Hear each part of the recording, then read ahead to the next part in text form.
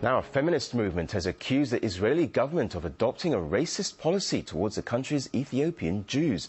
Activists believe black women are deliberately being given a controversial contraceptive to bring about a drop in the population, a claim the government denies. Thousands of Ethiopians have immigrated to Israel since the 1980s, but their Jewish heritage has been questioned while their social status continues to suffer. For nearly 4 years, Racheli Mangoli has been running a youth center in one of Israel's poorer communities. 45 Ethiopian families live here, but throughout that entire time, only one Ethiopian baby was born in this neighborhood, and that alarmed Racheli. Because I smell something not good.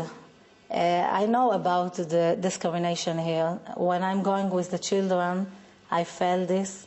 Even when I'm going to buy something in the super, one woman said to me, I don't understand how can you are standing near people like this.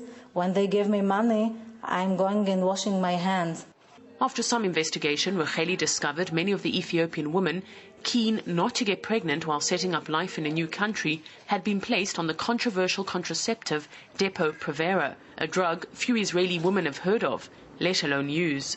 This woman was first put on it 4 years ago and underwent repeated injections every 3 months. She says it's left her with such terrible pains in her hands and back she can no longer work. She insists she was never told about its side effects or offered an alternative. Like many Ethiopians in Israel, she's afraid she'll be deported if she questions the authorities. Dr. Factor is reluctant to give the contraceptive to his patients. He says it's known to delay fertility for months after women come off it, and in some cases can cause infertility. Again, the safety factor is 100%. As a contraceptive, it's absolutely fine. But at least 10% develop substantial side effects. Side effects like irregular bleeding, the periods may disappear, they may have heavy periods.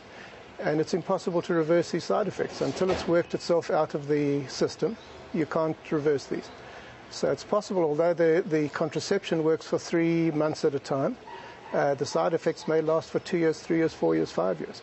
In 2004, the American Food and Drug Administration warned against the dangers of the drug, but the World Health Organization refused to restrict its use.